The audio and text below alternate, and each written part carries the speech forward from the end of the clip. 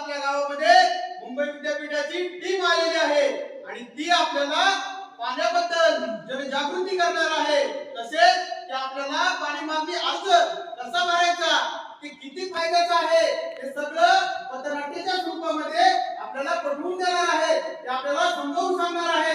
तरी गावातील सर्व शेतकऱ्यांनी या पथनाट्याला हजर राहावं।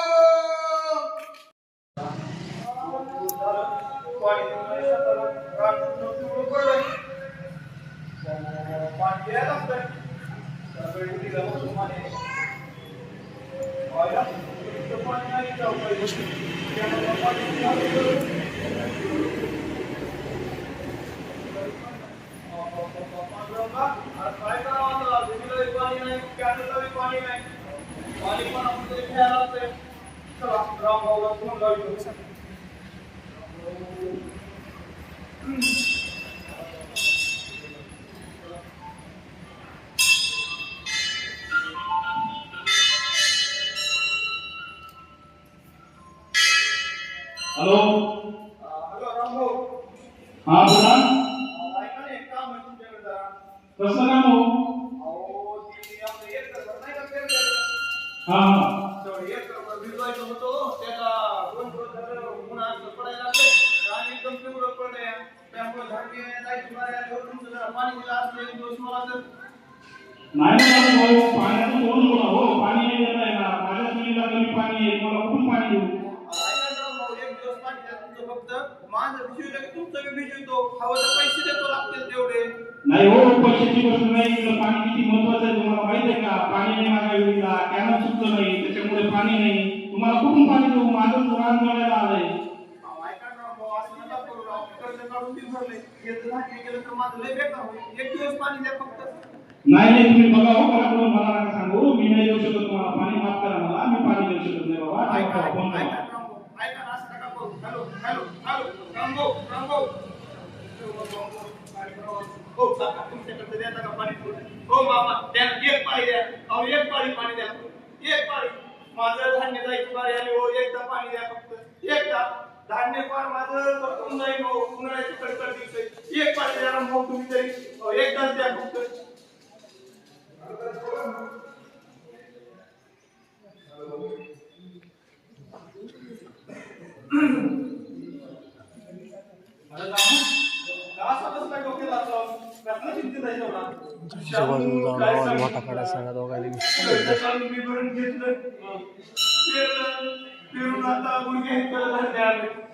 आणि उन्हाळ्याची कडकडीचे दिवस आहेत, प्रखर ऊन आहे, पिकाला पाण्याची गरज आहे। आणि ऐकलेला तू बघितलं, गेल्या वर्षी कितीतरी पाणी होते आपल्या कॅनलला, विहिरी ढबढब भरलेल्या होत्या। अरे यावर्षी माझ्या विहिरीला नाही, 2 विहिरी खोर आहे, 1 बोर खोर आहे। रामभाऊ, एक पाणी द्या मला फक्त। रामभाऊ एक पाणी द्यायला तयार नाही, लय जणाला पाणी मागितलंय, तुम्ही पाणी द्यायला गेले, कॅनलला पाणी नाही, आता याचं धान्य गेलं, त्याला यावर सावकाराचं पैसे घेऊन फिरली गेले, आणि पुन्हा त्याच्यानंतर पुन्हा पोराबाळाला काय खायला, धान्य नाही आलं तर सावकाराचे पैसे कसं दे, काय कळलं गेलं रे, काय करावं ती, काय कळलं? तुझ्या जी शेताची स्थिती आहे तीच माझ्या पण शेताची तर आहे। मी तिथे कॅनलला पाणी म्हणून पीक लावलं, पण अजून काय ते कॅनलला पाणी सुटलं नाही, काय करायचं, काय कळायला मार्गच नाही बघ। कसं कळायचं आपल्याला की पाणी सुटणार आहे का नाही ती? तेच समजा गेलं।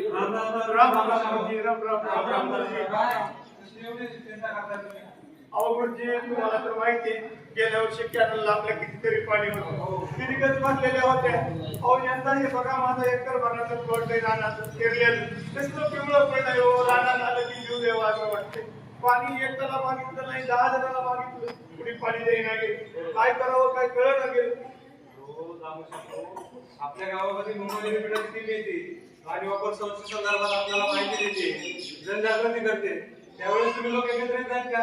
हे बघा, पाठीमागच्या वेळेस आपण तिकडे शेतामध्ये चाललो ना बैलगाडी घेऊन, त्याला मी म्हणलं अरे सगळे मुंबई विद्यापीठाची टीम येते आपल्या गावामध्ये, माहिती देते, प्रशिक्षण देते, तर यांना जरा आला नाही वाजव, शेतामध्येच गेला, कशी माहिती भेटेल आपल्याला? होय गुरुजी, तुम्ही मला म्हटलं होता त्या मीटिंगला चल म्हणून, पण मला काय जमलंय काम होतो शेतात, त्याच्यामुळे काय मला जमलंच नाही। तुम्हाला एवढा वेळ आहे तर मीटिंगला जायचं तुमचं? बरोबर आहे।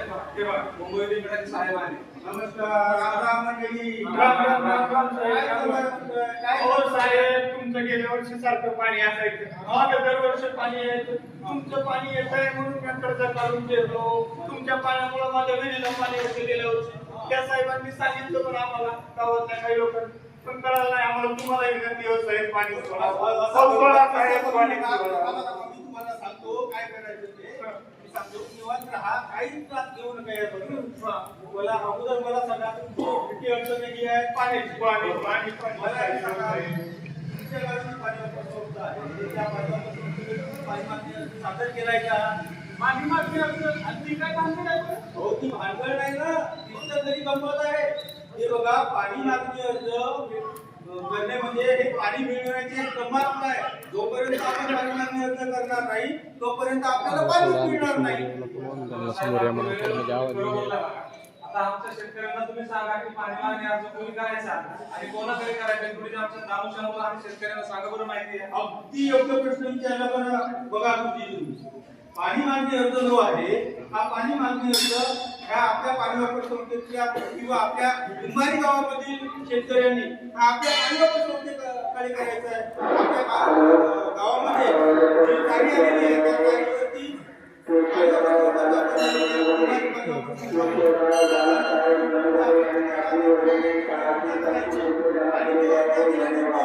काय होणार आहे की ती पाणी वापर संस्था त्या सर्व अर्जांचं संकलन करून ती विभागाला सादर करणार आहे. तिथं नमुना सातवरती पाणी मागणी अर्ज करणार आहे.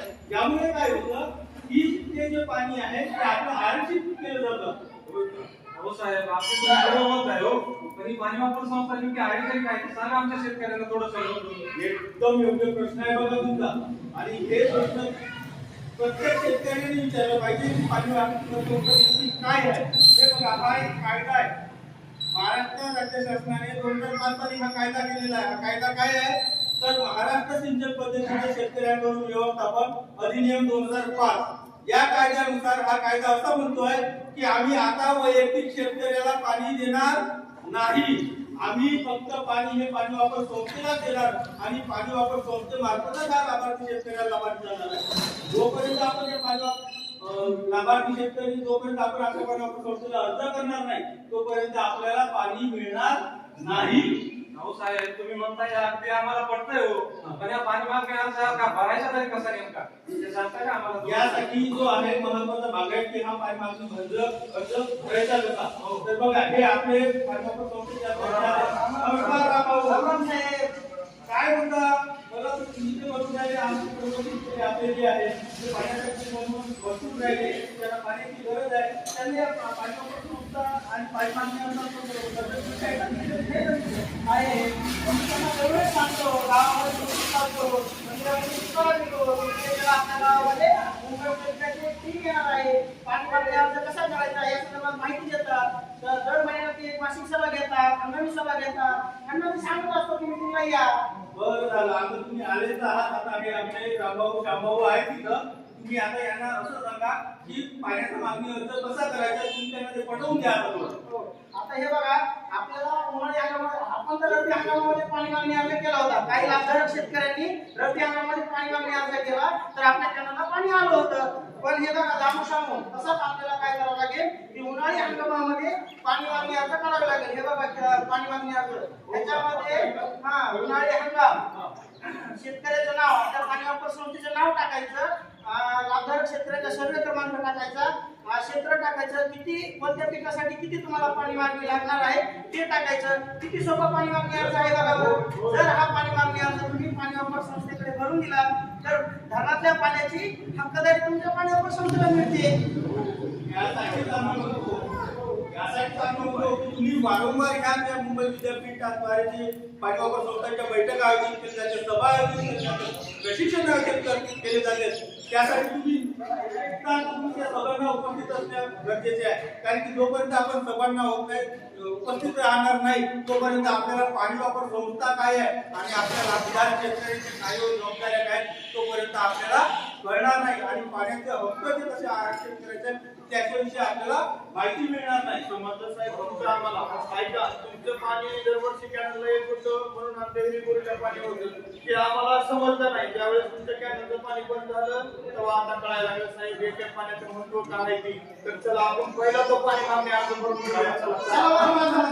आता आपण पाणी मागणी अर्ज करायला जाल त्या अगोदर आपल्याला एक कळ करायचं आहे. पण ऐका, सर्वांनी माध्यम बोला, मी म्हणतो तसं. पाणी मागणी अर्ज करूया, पाणी मागणी अर्ज करूया, पाणी हक्कदारी कायम करूया, पाणी हक्कदारी कायम करूया, पाणी मागणी अर्ज करूया, पाणी मागणी अर्ज करूया, पाणी हक्कदारी कायम करूया, पाणी हक्कदारी कायम करूया. चला तर मग आता आपण पाणी वापर संस्थेच्या कार्यालयाकडे जाऊ आणि तिथून आपण आपलं पाण्याचा अर्ज करून घेऊ. चला.